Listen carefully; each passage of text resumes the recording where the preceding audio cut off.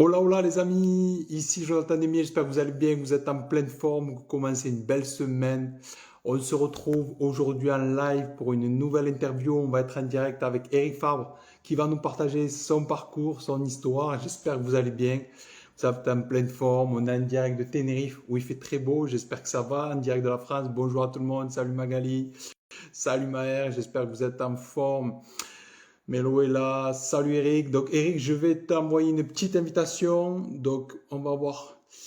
Je vais t'envoyer l'invitation sur Instagram. Des fois, ça fonctionne mieux. On est en train de se connecter. Alors tout le monde, salut à tous. On est en train de se connecter. J'espère que vous êtes en forme. Alors, Eric, je t'ai envoyé la petite invitation. Est-ce que tu as reçu en bas de l'écran? Yes, invitation envoyée. Donc le temps que Instagram ça page, j'espère que vous êtes en forme. Bonjour à tout le monde, les amis. Yes. Alors, est-ce que ça fonctionne? Je t'ai envoyé l'invitation en bas. Sinon, essaye de. En bas, tu as un petit bouton. Est-ce que c'est bon? Alors, Instagram, des fois, pour se connecter sur les lives, ça bug un peu. Bonjour à tout le monde. Bonjour à vous, les amis. On est en train de se connecter, on va être en direct avec Eric Favre qui va nous partager son histoire, son parcours. Alors, est-ce que tu as reçu? Je te renvoie l'invitation. Ok, Eric? Hop. Est-ce que c'est bon? Parfois, Eric, alors, on va y arriver. On va y arriver à se connecter des fois avec Instagram. Hello, bonjour à tout le monde, les amis. Alors, je t'arrête. Yes. Voilà, on y arrive. On y arrive, on y arrive. Salut, Eric. Salut Jonathan. Comment, comment vas-tu? Eh ben écoute, je vais super bien. Tu vois, je Super, suis arrivé super, à super. Dakar il y a 2 jours et tout va bien. Ouais, quel temps il fait à Dakar? Il fait beau, il pleut de temps en temps en ce moment parce que c'est la saison des pluies, tu sais, jusqu'à de juillet à octobre, mais c'est très agréable. Voilà. Hmm, magnifique. Ben, écoute, merci à toi tout d'abord. Un grand honneur de pouvoir échanger ensemble. Merci à toi de prendre ce temps pour nous parler de toi, ton parcours, ton histoire. Il y a quelques années, j'ai eu la chance de te voir sur scène. Tu avais été invité à un séminaire de Franck Nicolas, j'étais là. Et Oui, tout j'avais à fait. énormément aimé ton parcours. Tu avais offert des barres céréales à tout le monde, je m'en souviens. Et j'avais énormément aimé la force que tu dégages, cette envie d'avancer, mais aussi ce cœur. Donc, je vais te laisser te présenter dans un premier temps, nous dire qui tu es. Est-ce que déjà tu m'entends bien? Est-ce que la connexion c'est OK de ton Je côté? t'entends très, très très bien, je te vois bien, tout va bien. Parfait. Bon, on peut commencer. Donc, je te laisse te présenter déjà pour ceux qui sont là aujourd'hui avec nous. Dans tous les cas, ce live, cette interview sera aussi disponible en replay. Déjà, pour commencer, nous dire qui tu es aujourd'hui, qu'est-ce que tu fais, parce que tu fais aussi beaucoup de choses. Oui, merci Jonathan. Bon, écoute, me présenter rapidement, tu sais, je me définis comme un entrepreneur pur et dur. J'ai écrit un bouquin il y a quelques années où j'expliquais je suis né sauvage, paysan et entrepreneur. Et je pense que ce titre me définit bien puisque c'est plusieurs parcours de ma vie. Je suis né petit-fils de paysan. Jusqu'à l'âge de 19 ans, je n'ai jamais quitté l'exploitation agricole de mes grands-parents. J'ai arrêté l'école à 14 ans, 15 ans exactement, en quatrième. Et je me suis lancé dans des études agricoles, un BET, un BEP pardon, agricole. Et puis service militaire, paracommando, ce que je voulais absolument faire, bien que le système voulait me réformer puisque j'étais soutien familial dans le milieu agricole. Et puis c'est un gros croisement de ma vie puisque c'est là où je me suis rendu compte que j'étais pas fait pour être un paysan, mais j'étais fait pour être un entrepreneur, être un leader. Mhm. Puisque à l'époque déjà j'avais refusé un petit peu toutes les écoles gradées, etc., pour pouvoir rester en première classe. Et je me suis rendu compte que malgré le fait de ne pas être gradé, beaucoup de gens me suivaient, beaucoup de gens m'accompagnaient et m'écoutaient, des fois plus que les gradés. Et c'est là que je me suis rendu compte que j'étais dans un croisement de ma vie. Mes rêves d'enfant de reprendre l'exploitation agricole sont écroulés. Pour pouvoir reconstruire un nouveau rêve, c'était celui d'être un entrepreneur parce que je ne pouvais être rien d'autre dans un système qui demande des études, qui demande d'être normé, et quand on est hors norme dans un sens tout à fait humble du terme, hein, c'est vraiment dans les normes aujourd'hui actuelles qui sont encore de plus en plus importantes, bah, j'ai décidé de faire ma route et puis de me lancer. Et j'ai eu l'occasion et l'opportunité de rentrer dans une compagnie d'assurance, après dans une compagnie qui faisait des produits naturels, qui retrouvait un petit peu mes racines. Et puis à 25 ans, je me suis mis à mon compte et j'ai monté ma première entreprise. Voilà, en gros, entrepreneur, pur et dur, simple, primaire. C'est déjà bien, c'est beau et ces valeurs-là que tu partages. Moi, j'aime beaucoup forcément, comme mon papa vient d'une famille paysan aussi, 9 enfants et qui vivait des vignes. C'est vrai que ça amène des valeurs fondamentales et dans ton parcours que tu as eu, le service militaire, toutes ces choses-là. Est-ce que déjà, avant de commencer, sont des valeurs, entre guillemets, j'ai pas envie de dire qui se perdent aujourd'hui, mais qu'on a du mal à identifier. Je sais que tu partages beaucoup de choses.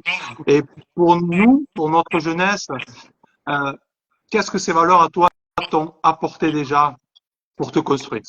Bah, elles m'ont apporté d'être resté sur mon chemin de vie, digne, loyal, avec le sens de l'honneur et du travail bien fait, avec le respect de mon prochain et le respect de mon environnement, puisque quand on est paysan, si on ne respecte pas son environnement, on ne vit pas. Et en fait, ce sont toutes ces valeurs fondamentales qui m'ont été transmises, qui ont fait l'entrepreneur et l'homme que je suis aujourd'hui, le père et le grand-père. Et je ne dirais pas qu'elles se perdent totalement, mais on ne les transmet plus puisque notre environnement a considérablement changé.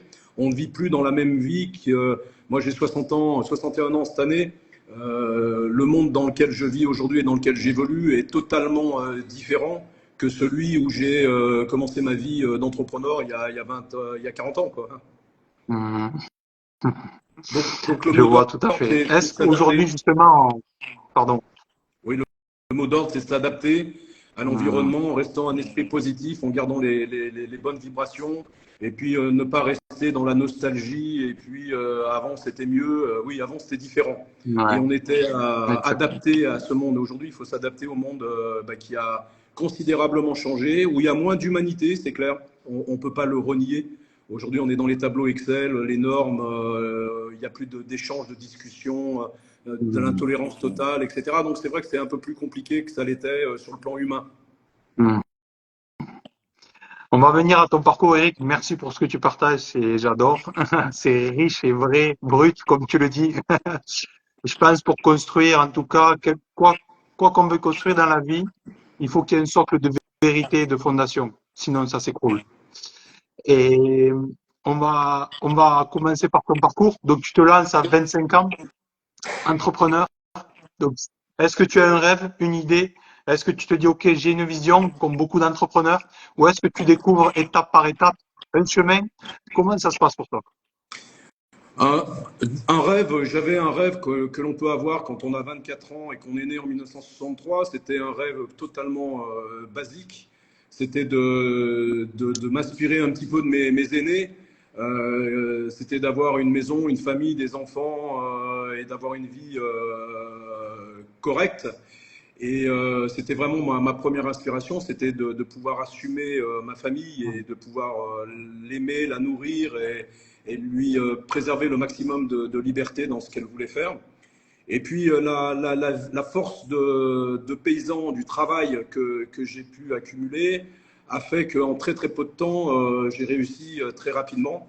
Et ce rêve que j'imaginais avoir aujourd'hui à 60 ans, à 26 ans, 27 ans, j'étais marié, j'avais 2 enfants, j'avais une belle maison, une belle voiture, et je m'emmerdais en fait. Et je me suis rendu compte que en fait, ce rêve que je m'étais construit quand j'étais un fils de paysan était limité et que en fait je vivais aussi dans un univers qui était limité de par ma famille, de par mon environnement où souvent on est dans la peur de briser les limites et puis d'aller dans Hmm. l'inconnu.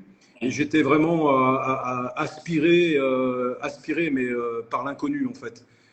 Et c'est ce qui fait qu'à un moment donné, ben, j'ai brisé ces chaînes, j'ai brisé ces limites et je suis rentré à 100% dans l'inconnu en me mettant à mon compte et en partant de mon noyau familial et mon noyau géographique pour pouvoir me lancer dans la grande aventure entrepreneuriale internationale.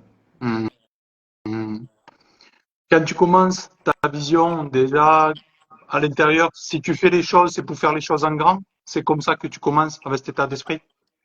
Oui, c'est toujours déjà quand tu veux donner, quand tu donnes le meilleur de toi-même.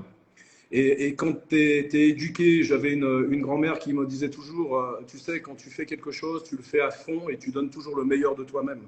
Donc, et quand on a la chance, parce que c'est une chance en fait, on n'est pas tous égaux dans la vie parce qu'on a quelque chose qui nous différencie beaucoup, c'est notre capacité de mobiliser de l'énergie positive. Et en fait, tout est fondé sur l'énergie. Quand un entrepreneur a une faible énergie ou une énergie moyenne, qu'il est obligé de trouver des solutions pour pallier à ce manque d'énergie, c'est beaucoup de difficultés déjà qui sont mises sur sa route. Je n'ai pas eu ce problème. J'ai une énergie naturelle qui est monstrueuse et qui est faite par le fait que je réfléchis avec mon cœur et pas avec mon cerveau, et que toutes les barrières comme les peurs, les doutes, les craintes, les peurs de ce que vont dire les autres, etc., ne m'a jamais affecté dans mon énergie. Donc mon énergie, elle est branchée directement sur le cœur. Et tu sais que le cerveau, sans le cœur, ne peut pas fonctionner par manque d'oxygène. Mais un cœur, c'est une pompe. Et dans le côté symbolique, eh ben, il vit sans peur, sans crainte, et il n'émet que de l'amour. Et c'est mon fonctionnement, en fait. Donc c'est une typologie déjà d'être humain, une espèce d'alchimie que l'on a, et on n'est pas tous égaux par rapport à ça. C'est une grosse capacité de travail, c'est un investissement à 100%.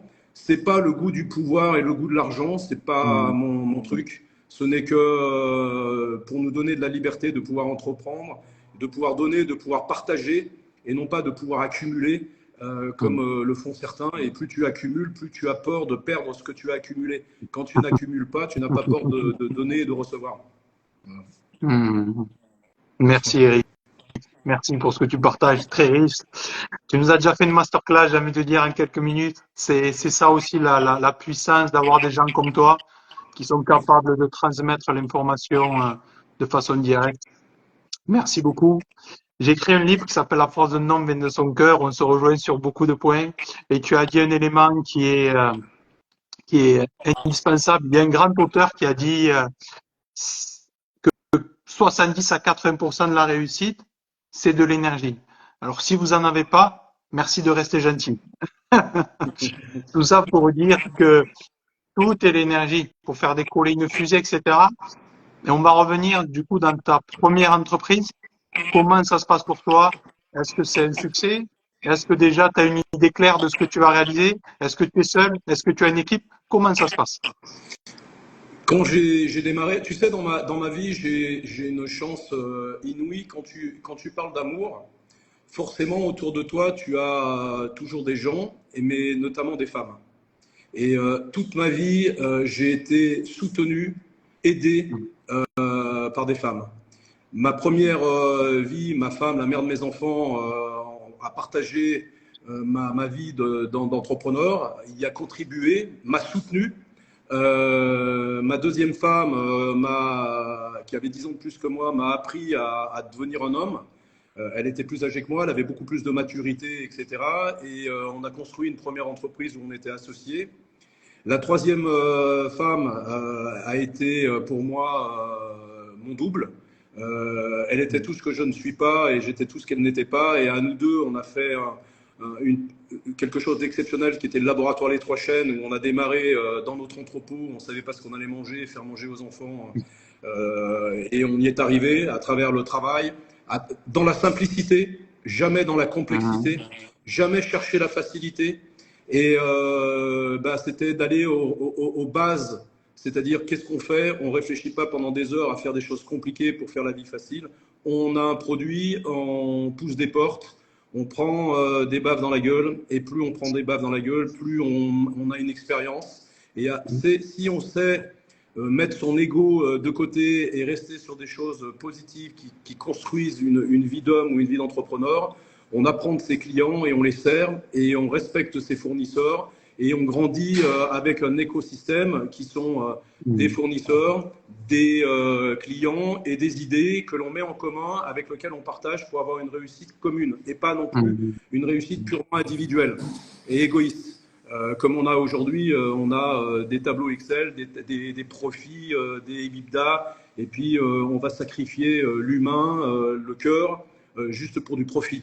Et Mhm. pour moi, c'est tout sauf une entreprise telle que je l'entends, c'est-à-dire une entreprise d'entrepreneur et pas celle d'un capitaine d'industrie, où les gens malheureusement confondent les patrons de PME, artisans, entrepreneurs avec les gros capitaines d'industrie, où c'est deux mondes complètement Mhm. différents. Voilà. Mhm. Malik. Magnifique, Eric, pour ce que tu nous partages. Et te rejoins sur ça. Et je pense qu'aujourd'hui, comme tu le dis, oui, il peut avoir les chiffres et il y aura toujours les chiffres.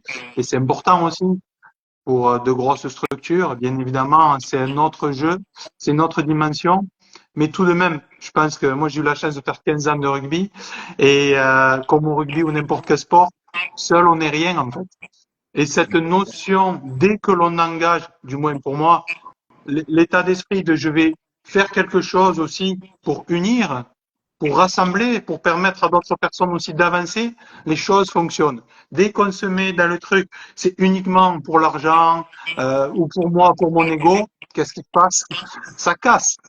Mhm. Et c'est un petit peu effectivement piégeux parce que tu as beaucoup de gens aujourd'hui qui voient des personnes comme toi ou comme moi ou comme d'autres réussir avec une conception de la vie assez simple et qui est basée sur le travail, beaucoup de travail, sur la générosité, sur le partage, sur des idées, de la créativité, du rêve. C'est important de rêver. Aujourd'hui, on est dans une société où on tue le rêve, où le rêve aujourd'hui est purement digital, mais on n'est plus, c'est plus un rêve qui est connecté avec notre environnement et avec la nature, c'est-à-dire avec les vibrations naturelles. Ce qui fait qu'aujourd'hui, ben, les gens sont dans la confusion, on est un peu perdu. Et moi, c'est l'histoire de ma vie, en fait. J'ai toujours été très critiqué, insulté, parce qu'on ne prenait pas des sentiers forcément les mêmes que tout le monde, on ne prenait pas les autoroutes, on prenait des sentiers qui étaient beaucoup plus riches, beaucoup plus intéressants, beaucoup plus nourrissants dans l'âme et dans la créativité et on ne rentrait pas dans la norme. Et c'est vrai que c'est malheureusement un petit peu ce qui nous fait défaut aujourd'hui dans notre continent et particulièrement en France, où il est difficile aujourd'hui de garder cette joie. Moi, j'ai toujours aimé la joie au travail. On y passe des jours. Mes équipes étaient heureuses avec le sourire. J'ai jamais eu de problèmes fondamentaux avec mes équipes jusqu'à ce qu'on mette des règles, des lois et des choses comme ça où finalement les gens ne sont plus avec l'impulsion, l'émotion et le cœur. On y est après avec les règles, les lois et les avocats, ce qui n'a rien à voir. Exactement. Mais c'est le système, il faut s'adapter Exactement, exactement, ou Eric. partir. Et ce que tu as dit au début était très, très intéressant dans le sens que déjà, nous, on est des privilégiés quand même. On habite dans des pays, dans des lieux où il y a un système et le système, il est intéressant. Mais je pense que l'intelligence, c'est qu'est-ce que moi je peux faire ou apporter dans ce système. On n'est pas là pour dire il faut aller à l'encontre. Mais justement, il y a déjà des choses qui ont été faites. Qu'est-ce que je peux apprendre et moi, qu'est-ce que je peux apporter? Et ça fait du coup plus de 35 ans que tu es entrepreneur, mais je pense dans l'âme depuis longtemps déjà. Depuis gamin, depuis tout gamin. Voilà, depuis quand même. Et on le sait, entrepreneur, on a beau se dire, on essaye d'avoir un équilibre dans une vie, dans la famille ou quoi. Il y a des moments très hauts et il peut y avoir des moments émotionnels très bas. Et je pense que notre force, c'est se dire, OK, de rester là. Quand il y a haut, c'est super. Quand il y a bas, ben, on fait, mais de rester centré. Et dans tout ce que tu as pu vivre, j'imagine beaucoup de défis aussi, des désillusions, des joies, des victoires. Pour toi, comment est-ce que tu arrives à rester centré? Quand j'ai envie de dire les choses peuvent s'écrouler, dans les moments difficiles, dans les moments où il faut renaître, où il faut se rebâtir, se recentrer, c'est quoi ton truc à toi? Tu sais, dans la vie n'est pas un long fleuve tranquille. Et quand tu as la chance de pouvoir choisir ton chemin de vie et de vouloir te fixer justement, d'être centré sur ta vraie personnalité, sur qui tu es, où tu t'acceptes avec tes forces, tes faiblesses, et que tu n'essayes pas de coller au modèle qu'on essaye de t'imposer pour devenir le Superman, le super entrepreneur, le super machin. Moi, j'ai toujours dit, je suis un petit mec qui est simple, qui a un rêve et qui a décidé de vivre sa vie le plus librement possible en étant généreux, gentil, en construisant et autres, parce que je revendique ces qualités. On n'est pas aujourd'hui obligé d'être méchant, d'être dur, d'être tout ce qu'on veut pour pouvoir être bon. Au contraire, je dirais souvent que la gentillesse est l'apanage des puissants et que les puissants tels qu'on les voit aujourd'hui sont tous tordus, pervers, s'appuient sur des systèmes et des lois qui sont loin des lois de la vie. Quand on a la chance, depuis très jeune, comme je l'ai été, tout ce qu'on a considéré être l'école buissonnière, j'étais un bon à rien, etc. Finalement, effectivement, j'étais pas dans le système familial tel qu'ils auraient voulu que je sois. Je fasse des études, des médecins ou école de commerce, etc., etc. Mais quelque part, on n'a pas le droit. Ce qui est important, c'est que quand on est un être humain, c'est d'être en adéquation avec soi-même, d'être centré sur ce que l'on est et de se tirer des vraies valeurs humaines que sont le partage et travailler dans la collectivité. Donc un entrepreneur, comme tu l'as dit tout à l'heure, on n'est jamais seul. Moi, je dois tout à mes équipes, aux gens avec qui j'ai travaillé, à mes clients. Je ne suis qu'une petite crémaillère, le petit pignon qui est important, mais qui tout seul n'entraînerait rien du tout en fait. Donc quand tu as compris ça, que tu es important parce que tu sais que tu n'es pas important en fait. Et après, c'est de faire les choses avec passion, de rebondir parce que la vie, elle est comme ça, on sait très bien. Tu sais, on est, on vit et on meurt, et tous les cycles quels qu'ils soient dans le vivant, sont dans la naissance, la vie et la mort. Un client, souvent on dit, il naît, il vit et meurt. D'où l'importance de se régénérer son portefeuille client en permanence. Un fournisseur, c'est la même chose. Et ben notre vie, il y a des moments, on vit des moments heureux, on vit des moments malheureux. Mais si on n'avait pas ces moments malheureux, on ne saurait plus apprécier ce que c'est qu'un moment heureux aussi. Et c'est dans ces moments malheureux où on se renforce, parce qu'il faut savoir mettre son ego de côté, il faut savoir tout perdre pour pouvoir regagner quelque chose de nouveau. Et je trouve que c'est triste, quelqu'un qui n'a jamais perdu, qui n'a jamais eu d'échec, qui est tout le temps dans la victoire ou dans la réussite, parce que pour moi, c'est pas ça la vraie vie. La vraie vie, en fait, pour moi, en tous les cas, c'est celle que j'ai vécue, celle avec des hauts et des bas, où je suis arrivé au summum, comme tu le mets, en 2019, où je me suis fait poignarder, assassiner par mon propre pays et par mon propre, avec des choses complètement fallacieuses et autres, mais c'est le système. Mais quelque part, je les remercie parce que aujourd'hui, je suis ici avec une nouvelle expérience. Même l'expérience de la prison est une expérience que tout le monde n'aura pas, où j'ai pu être face à moi-même et pas face aux juges et à tout ce qu'on me dit, face à moi-même. Et quelque part, ils ont enrichi ma vie en pensant vouloir m'écraser. Parce que tout le reste, c'est superficiel. C'est rien. Ce qui est important, c'est ce que l'on est, comme tu disais tout à l'heure, centré. Voilà. Et on est capable de refaire et de rebâtir et de reconstruire. Pas des empires, mais une vie. C'est pas la même chose. Merci beaucoup, Eric. J'en ai les frissons de ton partage avec beaucoup d'humilité, de vérité. Et je pense que quand on a suffisamment vécu, comme tu le dis très bien, comme tu l'incarnes, on n'a plus rien à faire du regard des autres. Tout ce qui nous intéresse, c'est d'être vivre, d'être bien, de partager, de faire ce que l'on peut. Et ta vie, ton histoire d'entrepreneur, mais aussi, entre guillemets, de paysan, ces valeurs-là fondamentales, ces cycles. Et j'aime bien dire que une année, il y a des cycles. Comme un entrepreneur, il y a des cycles, et comme nous également. Et aujourd'hui, tu as fait beaucoup de choses. Tu as des entreprises qui sont connues d'un peu partout. Tu as des relations de confiance. Avant de passer à une autre question, dans les moments vraiment difficiles que tu as expérimenté, que tu nous partages, parce que beaucoup de gens pensent qu'entreprendre et réussir, c'est en 3 mois, c'est en 6 mois, c'est en 1 an. Mais c'est toute une vie. C'est le chemin de toute une vie. Comme dit Mike Horn, c'est au sentier battu à la machette. La À la machette, dans des périodes difficiles.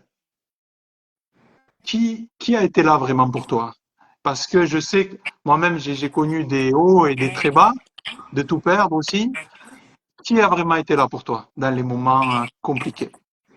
Tu sais, dans nos moments compliqués en tant qu'entrepreneur, euh, tu ne peux pas en vouloir aux autres de ne pas comprendre la situation dans Mm, laquelle tu es. sûr. Tu ne peux pas comprendre les solutions que toi, entrepreneur, tu vas prendre. Il ne peut pas comprendre le comportement et ton attitude des fois où ils ont l'impression que soit on s'en fout de tout et que parce qu'ils s'accrochent tous à des choses qui sont les leurs, mais qui ne sont pas les nôtres ou en tous les cas pas les miennes. Et donc la famille, quand tu as des moments et tu les mets dans une difficulté où ils ont peur, les amis ont leurs propres problèmes, etc. Donc pour les moments difficiles, et moi qui suis un solitaire, qui suis un sauvage, ma seule aide, et je vais faire peut-être des bons à certains, c'est le monde de l'invisible. C'est Mm, le monde que je ne vois pas, que je n'entends pas, mais avec lequel je suis connecté et que je sens. Je ne le vois pas, mais je le ressens. Et comme j'ai peur de rien, j'avais pas peur de tout perdre et j'ai toujours pas. La seule chose qui m'importe, c'est pas de réussir mon entreprise, c'était pas de réussir ma famille, parce que ce serait présomptueux et prétentieux de dire moi seul je peux réussir une famille, un truc comme ça. C'est de réussir ma mm, vie d'homme, d'individu. On n'a qu'une vie. La vie, elle est belle, elle est merveilleuse, elle est sacrée. Et si moi je réussis ma vie, je ne suis pas un poids pour les autres. Je ne suis ni un obstacle, hormis pour ceux qui ont décidé qu'on en est un parce qu'ils estiment que tout doit leur appartenir et tout doit être comme ils veulent et comme ils l'entendent. Mais moi, c'est pas ma conception de l'être humain. Je suis, tu vois, tu as Che Guevara derrière moi. Je suis un côté un peu rebelle, mais rebelle dans le bon sens. mm, Rebelle d'avoir une vie libre. À partir du moment où elle est dans la bienveillance, même si à un moment donné, tu es obligé d'être dur et de passer sur des gens qui n'ont pas l'énergie, qui n'ont pas la capacité d'assumer ce dont ils devraient faire, dans lequel ils se sont engagés. mm, C'est la loi de la nature, c'est la loi de la vie. mm, Et la nature, est-ce qu'elle est injuste? Non. Mais à un moment donné, on se doit d'être fort quand on a des responsabilités, mm, quand on a des familles qui travaillent dans ton entreprise. Moi, mon entreprise, c'était comme ma mère.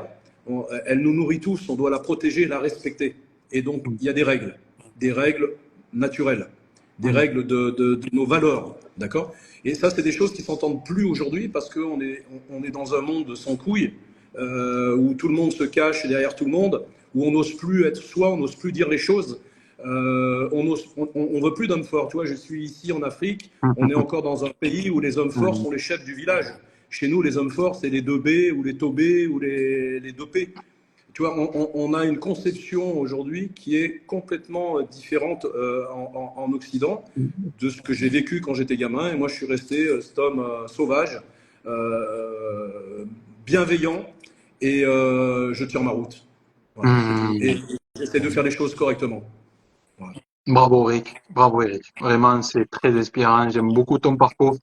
Tu es quelqu'un d'incroyable. Et merci à toi d'être là, de prendre ce temps et pour tout ce que tu fais, tout ce que tu véhicules.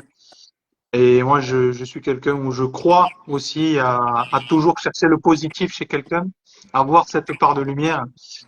Et ce que j'ai entendu dans tout ce que tu nous as partagé, euh, c'est est-ce que justement, c'est ce que j'ai perçu, mais à toi de me dire, est-ce que justement la vérité dans les moments très difficiles où on peut être accablé, savoir que nous, quelque part, on est dans cette vérité, qu'on a fait ce qui est juste. Après, les autres peuvent croire ce qu'ils souhaitent, mais nous, on est prêt à assumer, on est prêt à être là et accompagner quelque part de, tu parles de l'invisible, j'ai envie de dire, pour moi, c'est une foi en quelque chose de plus grand qui fonctionne quand on est dans cette vérité-là.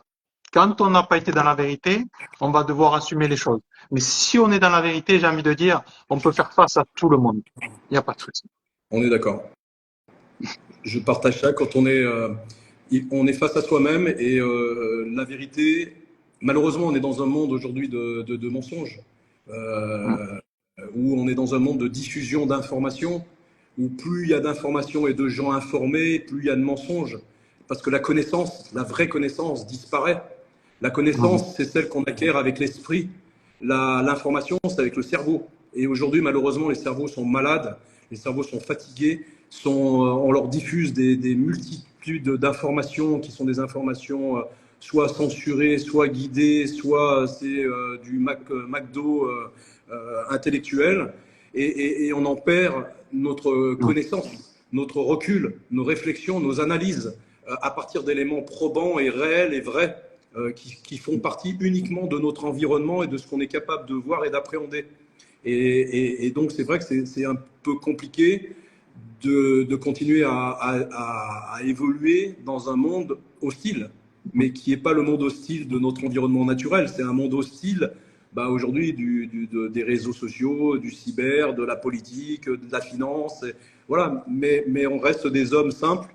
Et le tout encore, c'est d'essayer de trouver notre chemin là-dedans avec le maximum d'étoiles, avec le maximum de lumière, avec le maximum d'amour. Parce que quoi qu'il arrive à la fin, c'est ça qui gagnera. Mmh. Magnifique, Eric. Merci beaucoup pour ton partage. Encore une fois, c'est magique et très, très riche. Et d'ailleurs, s'il y a des gens qui ont des questions sur ce live, n'hésitez pas aussi.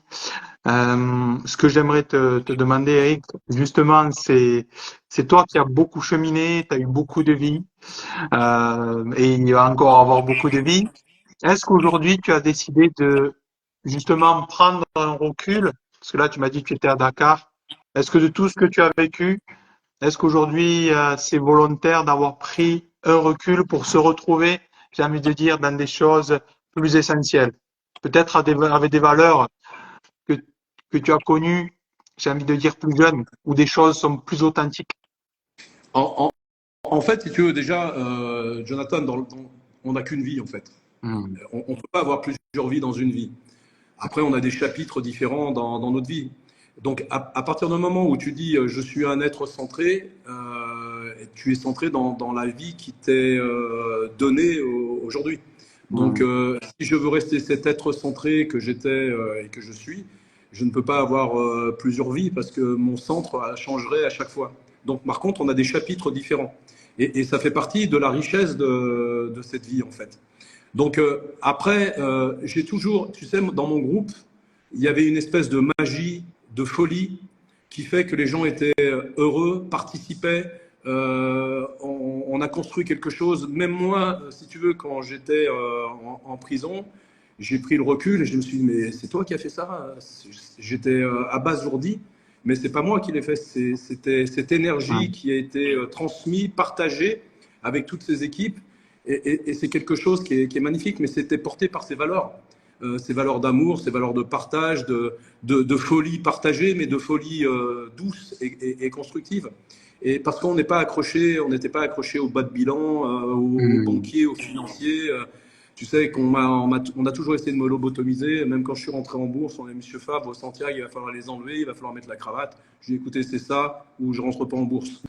Donc, et finalement, on est rentré en bourse parce que pour eux, leurs intérêts étaient plus importants qu'on rentre en bourse. C'est garder ce cap, garder ce cap, et toujours aller être dans la justesse, être juste.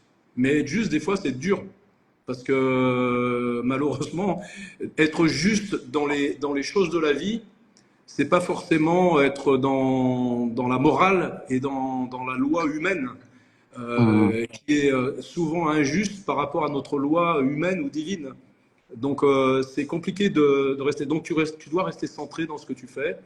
Et puis, comme tu l'as dit, assumer nos désirs, nos folies, nos joies, nos partages. Moi, ma famille et tout le monde autour de moi m'a dit mais reste tranquille, arrête, tu peux arrêter de travailler, profite de la vie. Mais profiter de la vie, c'est quoi? Et rester, acheter une maison à Saint-Tropez et puis aller jouer aux boules tous les dimanches et tout comme ça. Pour moi, c'est un partage, mais pas celui que j'entends, pas celui pour lequel je suis fait. Je suis fait, moi, je suis un aventurier entrepreneur. Et c'est ma vie.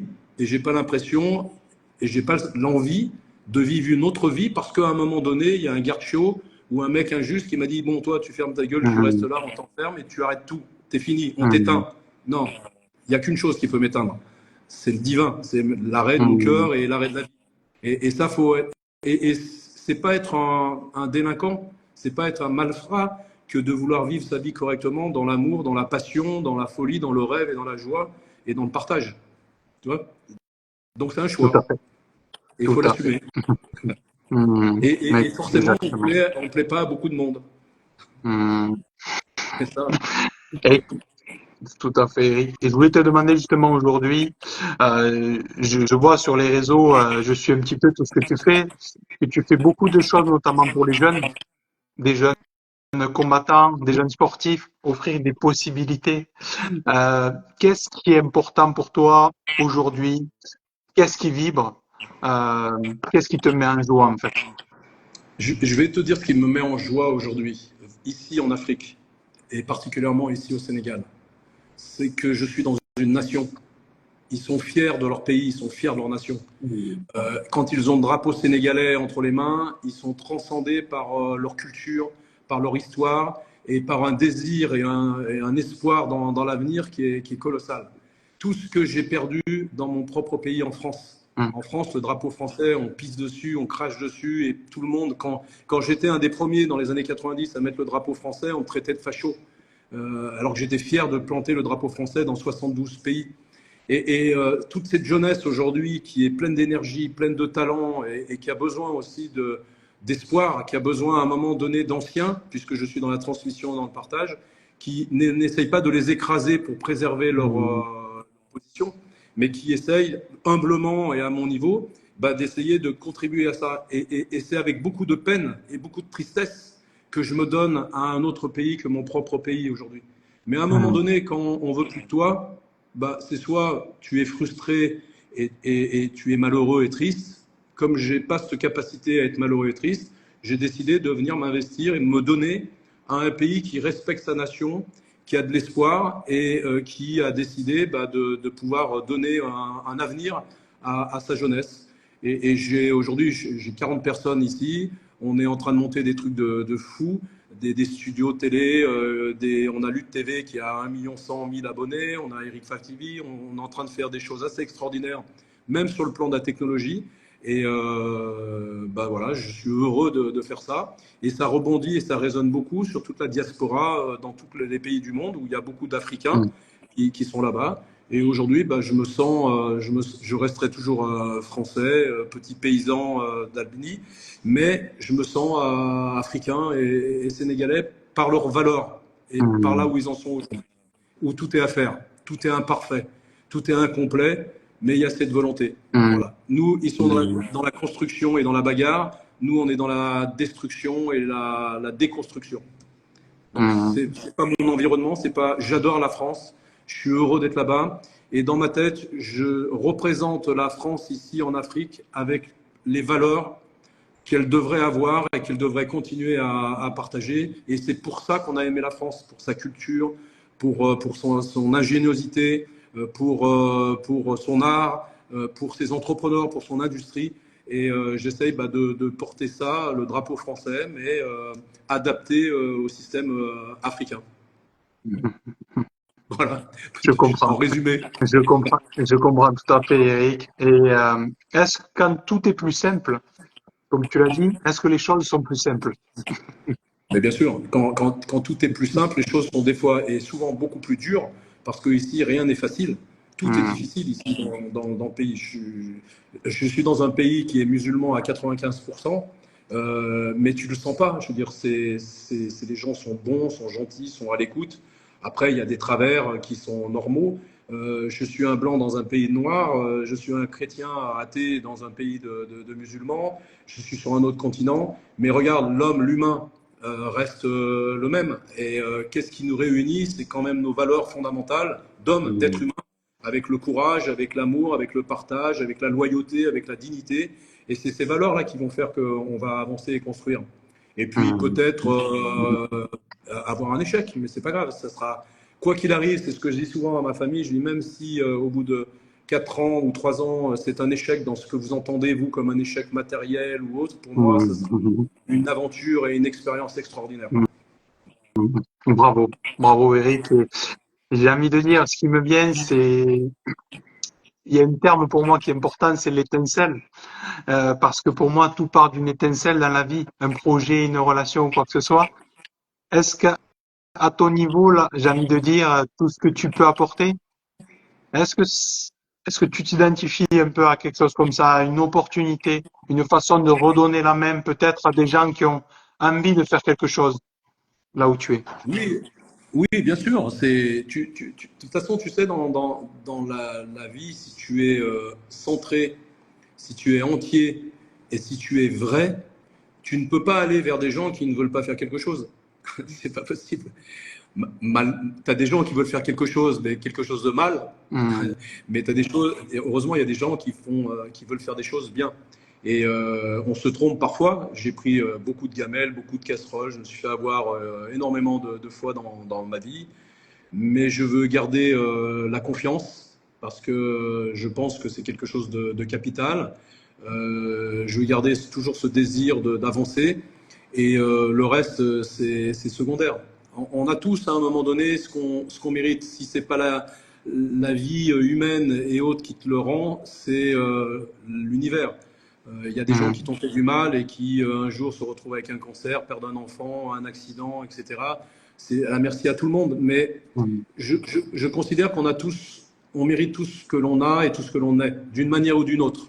À part les grandes cataclysmes, les grandes choses ou les grandes Hmm. guerres injustes, mais dans notre vie d'homme, on mérite ce que l'on a. Et je mérite ce qui m'est arrivé, parce qu'à un moment Hmm. donné, quand tu n'es plus dans un système dans lequel tu vis, forcément, il t'arrive des histoires. C'est soit Hmm. tu rentres dans les normes, si tu ne veux pas y rentrer, alors il n'y a rien de malhonnête ou des choses comme ça, contrairement à ce qu'on a pu le dire. Je n'ai jamais fait la moitié de ce qu'ils ont dit.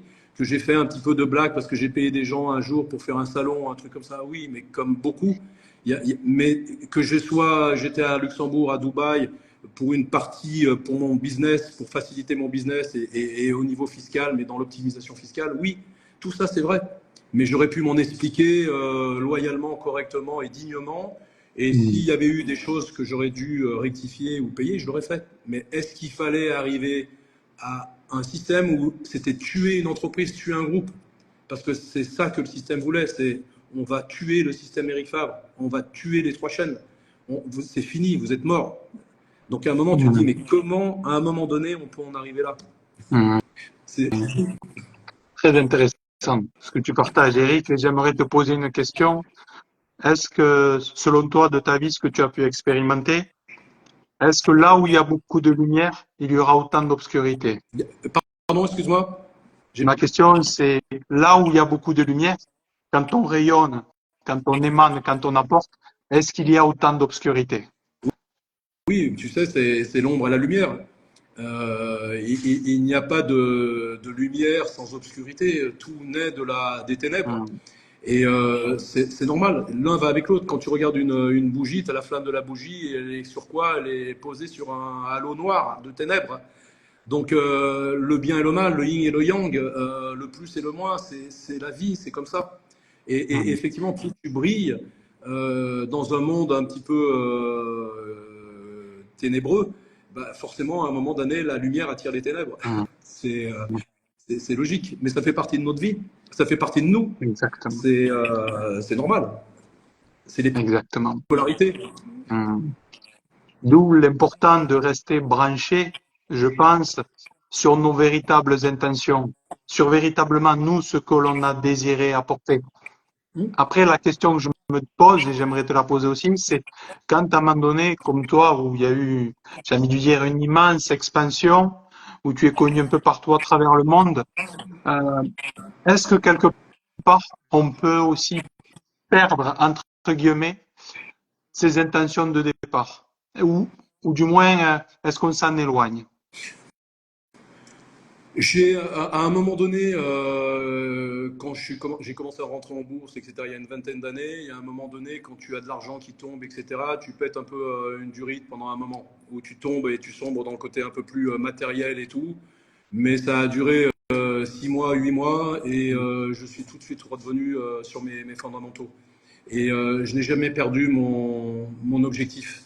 Et d'ailleurs, tu sais, aujourd'hui, ça fait 5 ans que je me suis séparé de mon groupe. J'y suis toujours puisque je représente la marque Eric Fav ici en Afrique de l'Ouest. Mais tous mes clients, j'ai des clients, ils sont là depuis 20 ans, 25 ans. ils sont tous là, en fait, mes fournisseurs. Je peux commander à des fournisseurs où on va demander des lettres de crédit à tout le monde. Moi, ils me font confiance. Donc, il y a quelque chose de fondamental qui est solide, qui est costaud. Euh, et j'ai jamais perdu cette étincelle Mhm. de liberté, de respect. J'ai ça de vissé en moi. Je peux pas. Je dois de l'argent à personne. J'ai jamais trompé personne. J'ai jamais volé personne. On est sur un réseau. Je pourrais le dire haut et fort et qu'un seul un jour vienne dire que je l'ai volé, trompé, etc. J'ai toujours été. J'ai payé beaucoup plus qu'à mon tour et beaucoup plus qu'il ne fallait parce que je suis construit comme ça et tu peux pas être différemment. Mhm. Donc j'ai Et jamais c'est perdu ça. justement, Et tu merci sais, Eric pour Jonathan, ton un truc partage. très important, ce que j'ai dit sur une autre interview, en fait, le moment de ma vie où j'ai été le plus fier de moi, c'est un moment où j'étais en prison, où avant, je disais toujours, moi, tu sais, l'argent et le pouvoir ne m'intéressent pas. Et tout le monde me disait, ouais, mais c'est facile, toi, tu es entrepreneur, tu as de l'argent, tu mènes des gens, tu mènes des entreprises, etc., tu as le pouvoir.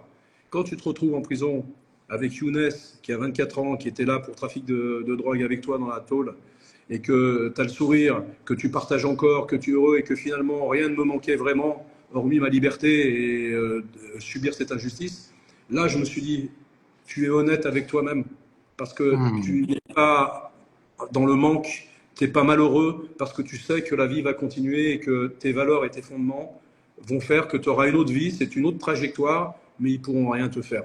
Ils ne pourront rien te Mhm. prendre parce que comme tu es un bon à rien, il ne peut rien t'arriver. Wow, c'est fort. Merci Eric pour ton partage qui est exceptionnel et qui montre aussi cette foi, cette force de résilience, les valeurs que tu incarnes de vérité.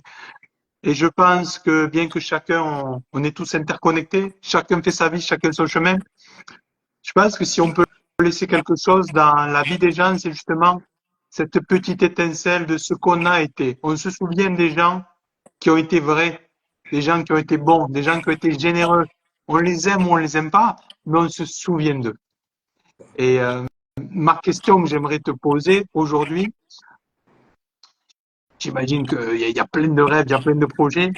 Qu'est-ce, quel rêve, quel projet aujourd'hui tu es en train ou tu aimerais donner vie? Bah, dans le projet dans lequel je suis engagé aujourd'hui, c'est-à-dire un projet où je suis en Afrique et j'aimerais que mon groupe résonne et permette à beaucoup de jeunes africains et de jeunes, et entre autres, puissent y trouver leur place, puissent y trouver leur avenir, même quand je serai plus là, que ce groupe puisse continuer avec les nouveaux dirigeants, parce que je ne travaille uniquement qu'avec des gens d'ici. Je travaille pas avec des gens d'Europe ou d'ailleurs. Je travaille qu'avec. C'est ce qui fait un petit peu ma spécificité. Et j'espère leur transmettre quelque chose qui continue dans le temps avec eux et au moins l'envie et dans l'idée de dire ah c'est possible, on peut le faire. On peut avoir notre autonomie, on peut avoir notre souveraineté, c'est leur donner confiance en eux. C'est pas simple parce qu'il n'y a pas d'éducation, il n'y a pas de culture. Ici, c'est on vit au jour le jour. Si on peut te taxer 10 000 francs sans vergogne, on va le faire.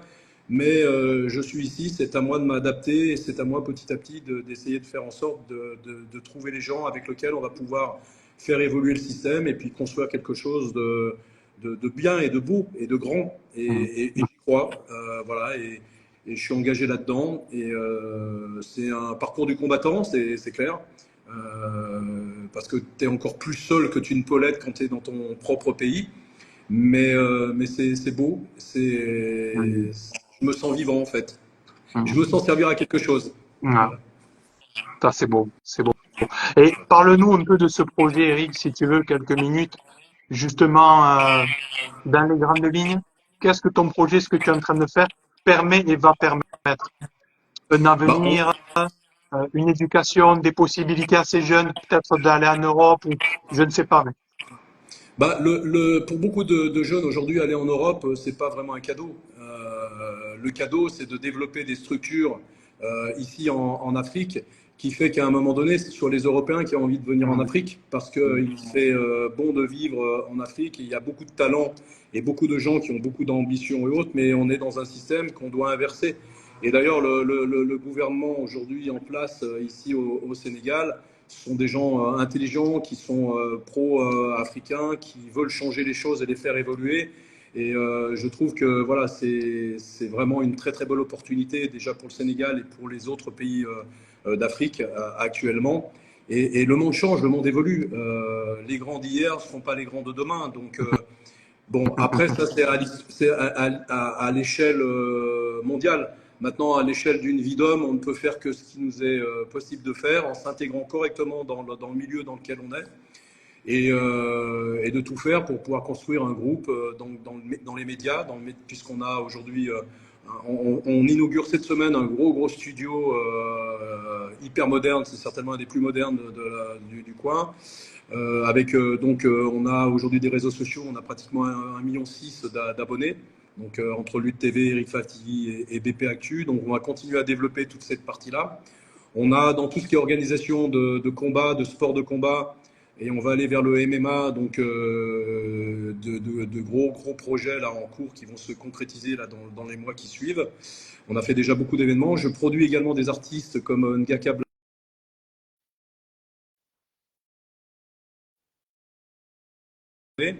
On a toute la partie distribution sur la nutrition santé avec l'ouverture d'un premier magasin et je pense en ouvrir 4 ou 5 là, dans les mois qui viennent. Et notre réseau digital avec ericfamnation.sn où on distribue tous les produits de santé et de sport sur le digital. Je crois beaucoup sur le digital et on va lancer, et là je ne peux pas trop t'en parler, on se reverra dans quelques temps, mais une innovation dans le domaine du fight, du sport et autres qui est mondiale. Ça va se passer en Afrique. Ça sera du jamais vu au niveau mondial. Vraiment. Mais c'est le petit mec d'Albigny-sur-Saône, fils de paysan, qui te dit qu'on va faire un truc mondial. Et on va faire un truc, une innovation du jamais vu. Pour pouvoir faire un gros focus et petit à petit inverser les choses. Et arrêter de dire que les Occidentaux viennent au secours des Africains. Les Africains, à un moment donné, ils ont la capacité aussi d'innover, et de développer et de faire des choses grandes. Je n'oppose pas les uns contre les autres. Jamais. Exactement. On est là pour grandir tous ensemble, mais il faut que les forces s'équilibrent. Et c'est comme ça qu'on va inventer et développer de plus grandes choses. C'est pas en écrasant l'autre qu'on va arriver à grandir. Ce que j'ai toujours à dire à mes enfants, je dis, c'est pas en écrasant ton copain d'à côté que tu vas te faire quelqu'un de bien et de grand. Tu dois l'aider à lui aussi à donner le meilleur de lui-même. Et si tu grandis, tu grandiras avec lui. Et s'il doit grandir plus que toi, bah, c'est qu'il était meilleur que toi. Ah, c'est beau, Eric. Bravo à toi, en tout cas, pour le courage, la force et tout ce que tu es pour ce que tu amènes. Est-ce que l'idée de où tu es serait un petit peu de ton projet de créer justement des portes ici localement, des portes de possibilités pour tous ces jeunes? J'ai envie de dire un peu comme un phare, OK, ici, vous voyez qu'il y a des possibilités. Si vous avez envie, si vous êtes motivé, nous, on est là. Au lieu de se dire, où il faut aller en Europe, où il faut ci, il faut faire ça, localement, il va y avoir des possibilités que si vous avez l'envie, vous allez pouvoir vous exprimer pleinement. Tu sais, concrètement, j'ai 2 patrons de mes divisions. J'ai Ibrahima de Boz, qui était Lutte TV, qui est dans RFI, donc le média. Lui, il était en train de partir au Canada. Il était en train de s'installer au Canada. Et quand on s'est associé et qu'on a commencé à développer le projet, il a abandonné son projet de partir au Canada pour revenir ici au Sénégal, pour mettre son talent et ses compétences ici au Sénégal.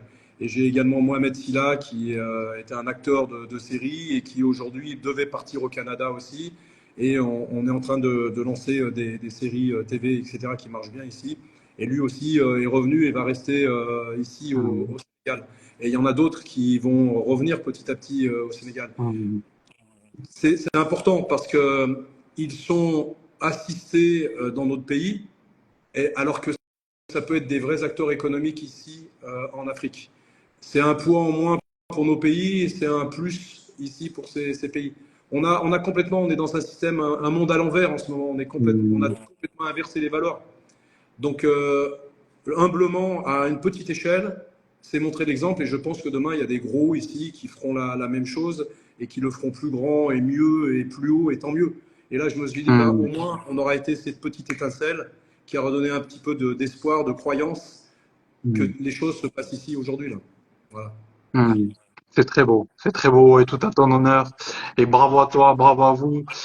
Est-ce que l'idée, c'est petit à petit, ben, peut-être toi tu y penses, ou peut-être c'est en cours, ou de permettre à d'autres personnes, ben, de créer aussi des structures, peut-être pour des gens qui ont envie d'entreprendre, peut-être des écoles, créer un système. Je sais que tu es quelqu'un qui a de grandes visions, et quand on a de grandes visions, on pense à tout ça, que ce genre de projet déjà puisse nourrir d'autres filiales, j'ai envie de dire. Bien sûr, Jonathan, tu sais, aujourd'hui, moi, je ne pourrais pas tout faire tout seul et je ne cherche pas à tout contrôler et maîtriser.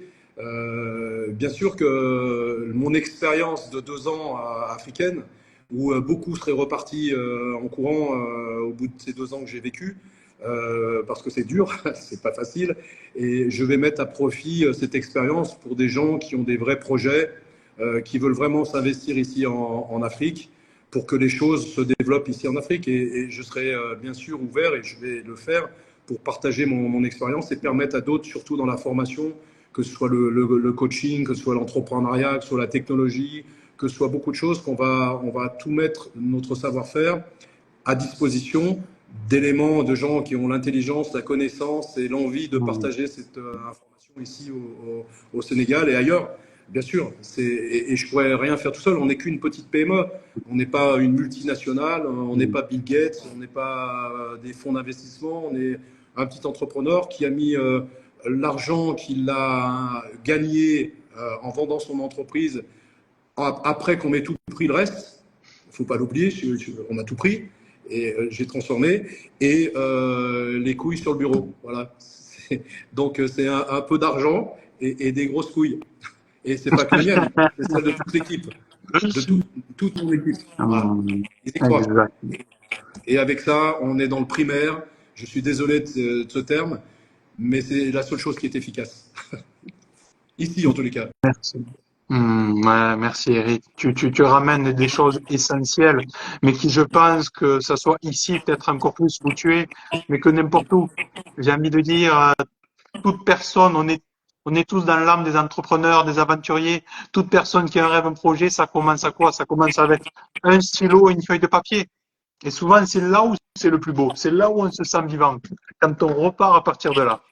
Pour terminer cette interview, pas te prendre trop de temps, si tu avais, allez, 3, 4 conseils ou n'importe, même si j'aime pas trop cette formule, mais à des gens aujourd'hui, de toute ton expérience extraordinaire, qui ont envie peut-être qui ont cette étincelle et qui maintenant ont envie d'en faire quelque chose, avec tout ton recul de vie, si tu pouvais condenser quelque chose, qu'est-ce que tu aimerais partager? Bah, ce que j'aimerais partager, c'est que déjà, il faut beaucoup de courage, qui est une espèce en voie de disparition, puisqu'on est dans un monde de facilité. Il faut beaucoup de détermination et il faut mettre le travail au centre de tout sans en attendre forcément les fruits immédiats. C'est comme un cycle dans la nature. On défriche, on laboure, on sème et ça pousse, on entretient et ça récolte. Aujourd'hui, on est dans un système où malheureusement les gamins ils veulent tous devenir des Mark Zuckerberg et ils sont tous sur le digital à vouloir gagner des fortunes. Et j'en ai beaucoup qui me disent moi à 30 ans je serai rentier, je vivrai de mes. Je dis les gars, il y en a peut-être quelques-uns qui sont comme ça, c'est clair. Mais la vraie vie, c'est pas ça. C'est à un moment, il faut du travail. Et il faut vivre des fois des échecs, mais il faut se relever à chaque fois. Donc, il faut de la détermination, il faut croire dans son projet, il faut se donner, s'investir et surtout être loyal dans tout ce que l'on fait, ne pas mentir. Moi, j'ai jamais menti. Je serais peut-être milliardaire aujourd'hui si j'avais fait des business plans de malade pour les vendre à des financiers, des banquiers, mais je sais pas faire. Donc, Mmh. à un moment donné, il faut être vrai. Et il faut avoir un projet qui soit concret, qui soit axé avec un rêve, mais qui ne soit pas ancré dans le rêve. Parce qu'il y a Mmh. beaucoup trop de rêveurs. Aujourd'hui, les gens, ils pensent tous qu'ils vont devenir riches avec une idée. Et malheureusement, cette idée, elle est hors sol. Euh, Mmh. parce qu'on copie on copie des Google, des Amazon, des trucs comme ça. Mais on n'est pas soutenu par la CIA, la NSA et les gros fonds de financement. Voilà, quand on est entrepreneur, on est des gens libre, pas facilement maniable. Donc on est parfois condamné à rester dans un écosystème qui est besogneux. Moi, je suis un besogneux. Voilà. On voit toujours ce qui brille, mais on ne voit pas que là, on parle de 40 ans de vie. On voit le résultat, mais quand j'ai démarré, j'étais pas à ce niveau-là. C'était beaucoup de travail, beaucoup de sacrifices familiaux, personnels, etc. Donc moi, et être investi à 100%, c'est pas dire je bosse le lundi jusqu'à vendredi, puis vendredi je reviens lundi au boulot. Non, c'est 7 sur 7, 24 sur 24. Tu cogites tout le temps, tu réfléchis comment tu vas rendre service à tes clients, comment tu vas les aider, comment tu vas faire ça. Il faut vivre son truc à 100%, c'est la clé de la réussite. Qu'est-ce que tu dirais justement, Eric, à quelqu'un qui aujourd'hui hésite à se dire, ouais, est-ce que je vais me lancer ou pas me lancer? Bah, Qu'est-ce que tu dirais déjà, si par il rapport à hésite, ça? il y arrête tout de suite. Déjà, c'est une étape de trop. Voilà. C'est une étape de trop, là. Déjà, quand tu commences à hésiter, arrête. Parce que ça ne veut pas dire que tu fonces dans le mur, mais cette énergie que tu as besoin pour construire, tu ne peux pas être dans l'hésitation. Moi, tu sais, c'est la réflexion dans l'action. Je me suis lancé des fois dans des trucs de ouf où c'était impossible à réussir. Mais on l'a fait. Et c'est là où je reprends souvent la phrase, je crois que c'est de Mark Twain qui dit « Ils ont réussi car ils ignoraient que c'était impossible ». Ça, c'est l'histoire de ma vie. Exactement. C'est beau ce que tu partages parce que comme tu le dis, c'est vraiment là, c'est concret, c'est terrestre, mais si vraiment on échange, et on pourrait échanger longtemps, mais avec des personnes plus en profondeur, il y a des énergies, il y a des forces qui aspirent qu'à un moment donné, j'aime bien dire la roue de l'énergie. Quand tu te mets en énergie, à une énergie, à un moment donné, ça crée une boule, ça crée quelque chose, il n'y avait rien, et ça devient possible. Tout le monde t'a dit non, tu es fou, personne n'a mis une pièce sur toi, et à un moment donné, tout le monde est là. J'aime bien dire que vous pouvez me dire non aujourd'hui, vous pouvez me dire non demain, mais pas après-demain. Et celui qui croit vraiment en lui, très fortement, qui a un projet noble et juste, c'est obligé que ça fonctionne. Qui croit en lui et aux autres aussi.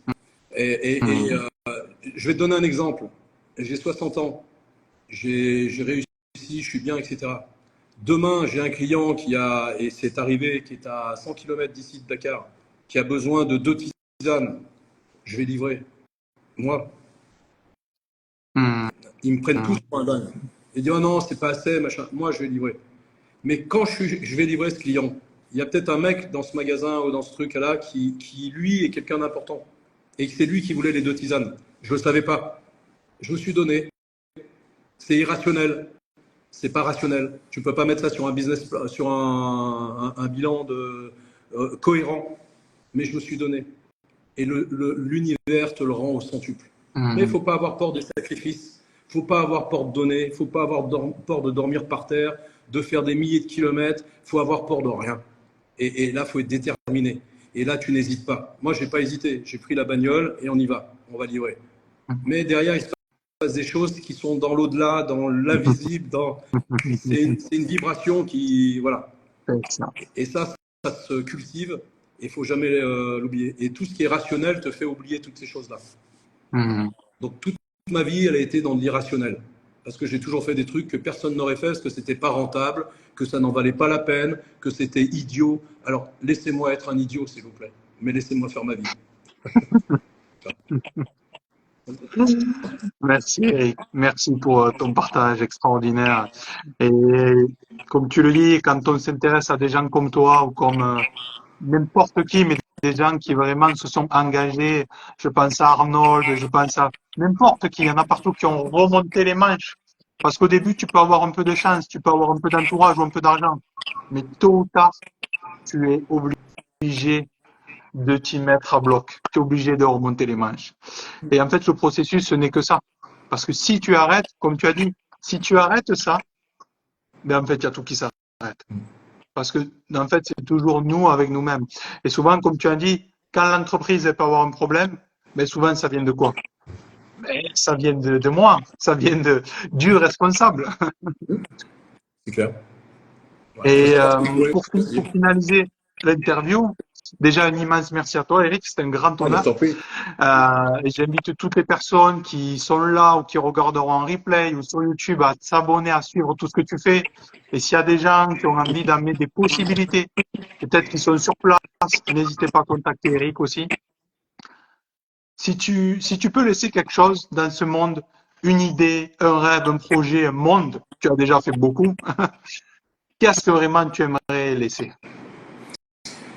Tu sais, la chose pour moi la plus importante que j'ai et que je vais laisser, c'est mes enfants et mes petits-enfants, avec leur liberté de vivre, leur façon de mener leur vie avec ces valeurs-là, avec une autre forme de vie qu'ils ont. Mais je suis très très fier d'eux. De ce que moi j'ai fait, peu importe, je m'en fous complètement en fait. Je suis là pour mener ma vie le mieux possible. Et après, ce qui arrivera après, hum, j'espère avoir été une inspiration pour les gens qui m'entouraient de l'ordre de mon vivant. Après, j'ai énormément eu de critiques, d'insultes, etc. lors de mon vivant. Donc après, foutez-moi la paix, quoi. Laissez-moi vivre mon éternité et mon infini le plus tranquille possible. Ouais. Ça m'ira bien. Et oubliez-moi, Hum, c'est pas grave. hum, C'est pas grave. Faites votre vie, par contre. Et hum, faites-la bien. hum, Et je suis pas dans ce truc de laisser une marque, de laisser une histoire et tout. Ça n'a aucune importance pour moi. L'important, c'est hum, que ce que j'ai fait avec les miens, avec mes enfants, avec tout, a été quelque chose de bien, de, de, de sincère, d'honnête avec eux-mêmes. Et ce que je vais laisser, c'est simplement à travers eux et en espérant que eux soient dans cette vague-là. Mais ça sera leur choix. Et après nous le déluge. Hein. hum, hum. Ce qui est important pour toi, Eric, c'est de te dire, j'ai tout donné, j'ai fait mon maximum ici, je ne regrette rien. Voilà, j'ai fait tout ce que j'avais envie de faire, comme un gamin. J'ai arrêté le temps à l'âge de 12 ans, tu vois, dans ma tête. Donc, j'ai besoin de rester et de sentir cet enfant qui est au fond.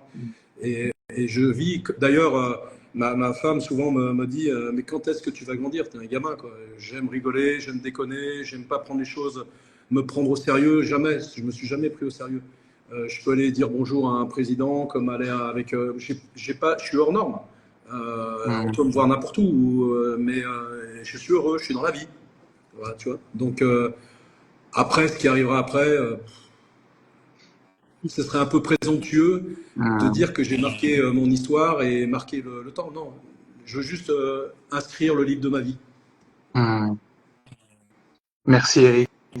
Je te remercie énormément pour notre échange. C'était un grand honneur, un grand plaisir, beaucoup de sagesse. Et j'invite toutes les personnes, même si vous connectez maintenant, à regarder le replay. Je te souhaite vraiment tout mon amour, ces énergies positives pour toi, ce projet. Et j'espère un jour pouvoir venir là-bas si tu es là-bas, te voir, te rencontrer, tout ce que tu Avec fais. plaisir. Et si jamais je peux amener quelque chose, quel que soit, n'hésite pas aussi, c'est avec grand plaisir. Merci. Et merci à toutes les personnes qui sont là, qui ont été là, qui ont mis des commentaires aussi pour toi, et toutes les personnes qui œuvrent pour, j'ai envie de dire, faire avancer, contribuer, on va dire, à un monde plus juste. Donc, Ouais, merci c'est clair. beaucoup. Merci Jonathan, merci bien sûr à tous les gens qui nous ont écoutés, qui ont pris le temps aussi de nous écouter. Et merci pour ce que tu fais. En fait, tu m'avais contacté il y a un an et puis j'avais complètement zappé ton message. Et c'est marrant, tu vois, la vie, j'ai vu passer un truc et je me dis, tiens, il me dit quelque chose. Et j'ai reconnecté, on a reconnecté, les choses ont été vite. Tu vois, quand elles doivent se faire, elles se font naturellement. Voilà. Exactement. Il n'y Voilà. a pas de hasard, il n'y a que des rendez-vous. Exactement. Merci à tout le monde. Merci à Eric. Merci. Belle journée et à très bientôt. À bientôt, Jonathan. Merci beaucoup. Ciao, Et ciao. bis à ta famille. Merci à toi aussi. Au bisous. Bye.